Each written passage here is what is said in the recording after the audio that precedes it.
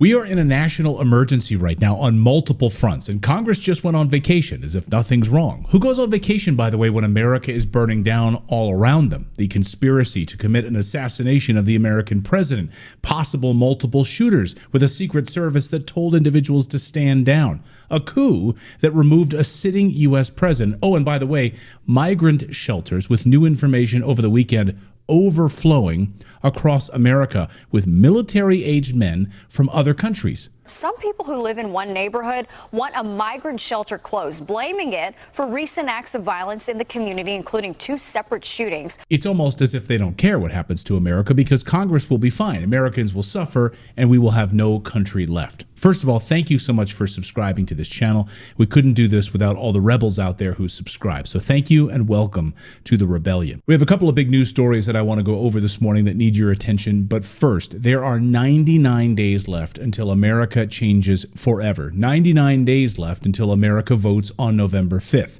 The next 99 days are the most critical days in America's history, bigger than the election of 1800 when Thomas Jefferson defeated John Adams, bigger than the election of 1864, bigger even than 1968 when Democrats carried out their first major coup in an election against Robert F. Kennedy, assassinating him and then installing Hubert Humphrey at the Democratic National Convention in Chicago, a man no one voted for, by the way, but Democratic strongmen in Chicago placed him as the nominee at the DNC. In 18 days from now, in Chicago, history is about to repeat itself at the 2024 Democratic Convention. Democrats are about to install a person no one voted for, a person no one likes, a person who's woefully unprepared to lead America. Yes, you may clap. But it doesn't matter. They're going to do it anyway. No, 99 days from now, this country will face the most important election in America's history. I will argue that point with anyone, and I will win that argument when I show you the following points today. First, we have undeniable evidence now that President Obama, yes, President Obama, carried out a modern-day coup on a sitting president of the United States, and he did it out in the open. According to new reporting from Seymour Hersh this weekend, the plan went into action after President Biden had some kind of a major medical emergency on July 17th in Las Vegas, Nevada. Biden was then whisked away after local emergency rooms were alerted that the president was coming in. Instead, they threw him on Air Force One and flew at rocket speed to hide in Rehoboth Beach, Delaware. That way, they could keep the secret from reporters. And that was the breaking point, though. And that was the breaking point moment for his boss, President Obama. Now, according to Hersh, President Obama called on Sunday, July 21st to tell him the bad news. Mr. Biden, you're out of a job. You're being replaced. What about the voters? Oh, that didn't matter. Obama had already decided. According to Hersh, quote, Obama called Biden after breakfast and said, here's the deal. You can hear him almost saying that, right? Here's the deal. We have Kamala's approval to invoke the 25th Amendment, he said, end quote. The amendment provides that when the president is determined by the vice president and others to be unfit to carry out the powers and duties of his office, the vice president shall assume those duties. An Obama coup officially took place. Now it makes sense.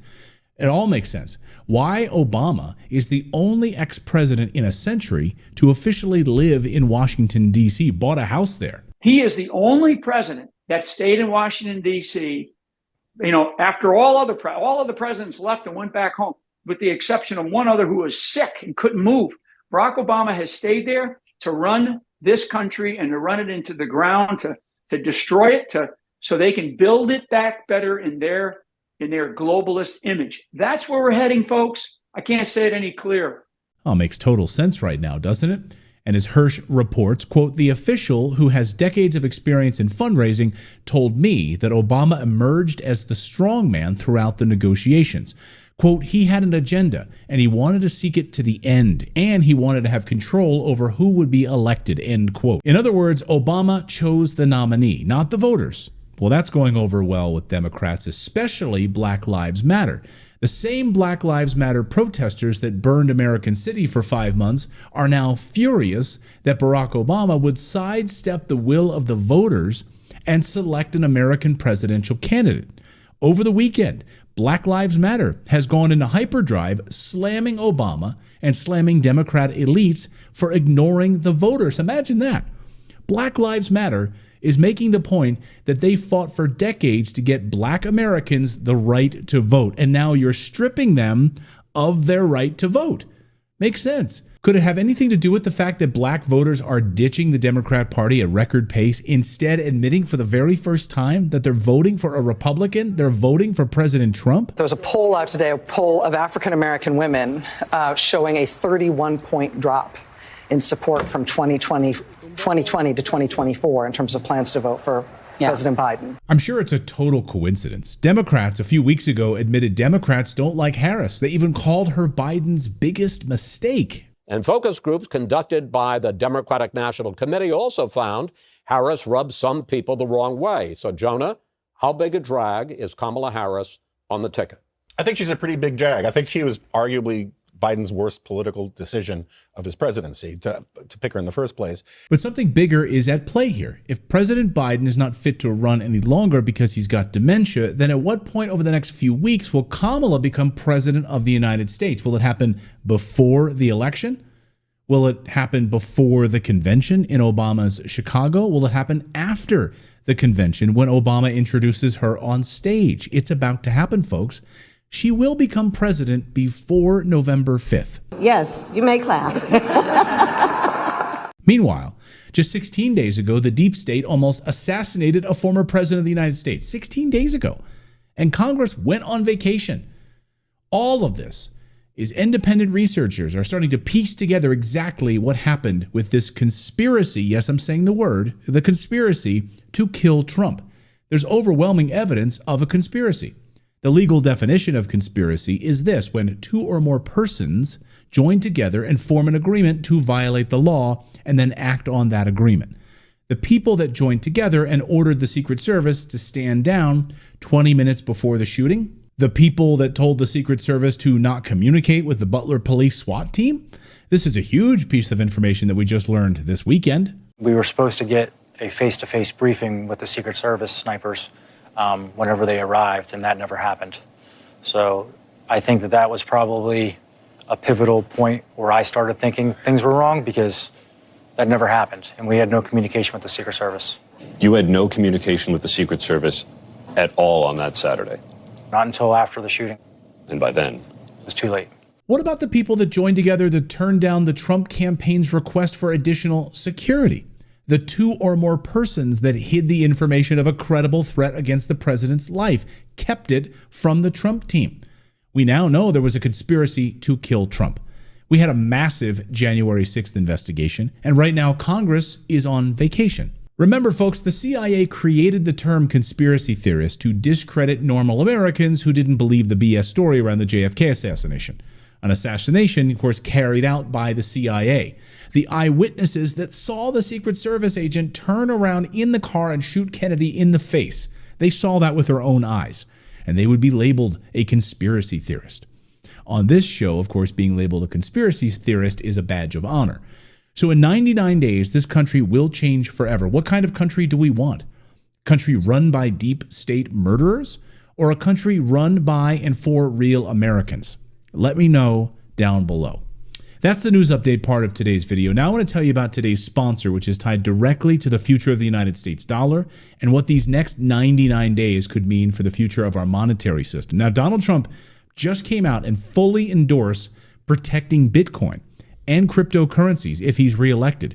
So the company that I want to tell you about is called Defi Technologies. Now, here's their ticker on your screen. In fact, Trump came out this weekend and said he literally wants to create a stockpile of Bitcoin for the United States, and no one should sell their Bitcoin. Now, I want to really stress how bullish I am on this company. Okay, this company is surging, and I asked them to sponsor today's video so you can understand the moment that we're in right now. So fact number one, DeFi is up 192% this year. 192%. Now, I told you about DeFi a few weeks ago here on the show, and since I told you about it, it's up 93%. So if you were paying attention to me a few weeks ago, you would have seen 93% increase in your money since I first told you about this remarkable company, if you invested in the company, of course. Just so you understand all this, in the same time period since I told you about DeFi, Bitcoin is up 56%. It has crushed Bitcoin 4-1. Again, DeFi for the year is up 192%. Bitcoin is up 56%. Now, since last year, DeFi is up 1,450% compared to 125% for Bitcoin. So in 1 year, that's a 10x better return than Bitcoin. Okay, now I told you a few weeks ago why I was so bullish on this, and DeFi is not even listed on the NASDAQ yet. Just wait till that happens. Now, holding DeFi has been 10x more profitable than holding Bitcoin. So I'm giving you the opportunity to crush the underlying asset with this company. Now, I believe this is the most undervalued company I've ever shown you here on the show. I own a lot of stock in a lot of different companies, but none of them comes close to this. If you missed my previous video, let me explain how Defi Technologies work so you have some walking understanding of this, okay? So what is DeFi?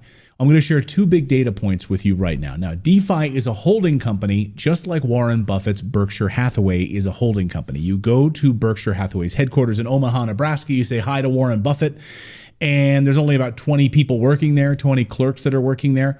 Berkshire owns an incredible amount of companies like Apple, Coca-Cola, and their crown jewel, of course, Geico Insurance, but they don't manage any of them. That's why it's such a small office. It's the same with DeFi. They own a crown jewel of a Bitcoin ETP company called Valor. Now, Valor is one of the only companies in the world that has a license to issue ETPs for the crypto industry. Now, ETPs are Europe's version of an ETF, okay, an exchange-traded fund. In other words, any hedge fund or individual or sovereign wealth fund that wants to get exposure to crypto can go to Valor and then buy shares of Valor's Bitcoin ETP. Or they can buy their Ethereum ETP or their Solana ETP. They have right now 23 ETPs, and they're issuing more as we speak. Now, just so you understand, to get a licensee to become a licensee to start issuing ETPs can take about 2 to 3 years to get. So they are way ahead of the curve. So even if BlackRock or someone else wanted to try to launch their own ETP, they'd have to wait years to do it. Valor was genius because they started this licensing process back in 2017 with a huge competitive advantage right now. So DeFi owns Valor, but that's just the first thing. The second thing I want to share with you, this is going to blow your mind. The fact that they own Valor is just one piece of this puzzle. In the last 2 months, DeFi created another business segment called DeFi Alpha, which is an arbitrage trading desk. Just like Warren Buffett's Berkshire Hathaway has a trading desk, DeFi has the exact same thing. They have a trading desk that works for you, the shareholder. Their trading desk doesn't just buy and sell stock. They have an arbitrage trading desk, which is a specialized trading desk that focuses on identifying and capitalizing on low-risk arbitrage opportunities within the cryptocurrency market. Utilizing advanced algorithmic strategies and in-depth market analysis, DeFi Alpha generates alpha by exploiting the inefficiencies and the discrepancies in digital asset pricing. DeFi opened an arbitrage trading desk, and in just the first 3 months, it's earned $97.5 million. That's unbelievable. And when you take into account that its market cap is only $450 million, and then you tick off the $100 million they've made in the last 3 months from DeFi Alpha and the millions they've made from Valor, do the math. This stock is trading for just 3 times earnings. What kind of a company trades for just 3 times earnings? Oh, and I forgot to mention that 45% of the stock is owned by the ownership, the CEO, the founders, etc. And they're even buying more shares on the open market as we speak. In fact, they think the stock is so undervalued, they just announced a buyback program to buy up 10% of their shares back. So on top of that, they just bought 204 Bitcoin. So owning shares means you'd have exposure to Bitcoin as well and other coins they own like Solana, etc. So and they keep adding new ETPs to their portfolio in addition to their yield-bearing Bitcoin ETP, the only one in the world, by the way. Fund manager Eric Jackson recently said he thinks this stock is worth at least $20 a share. Right now it's trading at just $1.58 a share. Eric Jackson sees a huge upside potential for this company. So any way you slice it, this is a phenomenal company. That's why I'm so bullish on it. And if you think Trump is going to win, Bitcoin and crypto will get a big boost with that champion in their corner. My God, what could happen next with this company if we see a huge boost in Bitcoin and crypto from a Trump administration? Anyways, guys, I got a lot of really nice emails from you over the past few weeks after I told you about this company. And then, yes, it surged 93%. But again, you guys took action. I just told you about the company, okay? You did your own homework on it, and you did whatever you did, okay? So I'm just telling you again right now with all of these big news pieces with this company, go out there, do your own homework, okay? I'm telling you that there's a price target from Eric Jackson of $20 a share, and it's trading at just $1.58 a share right now. So here's that ticker again on your screen. Do your own homework on this, and we'll see you next time, everyone.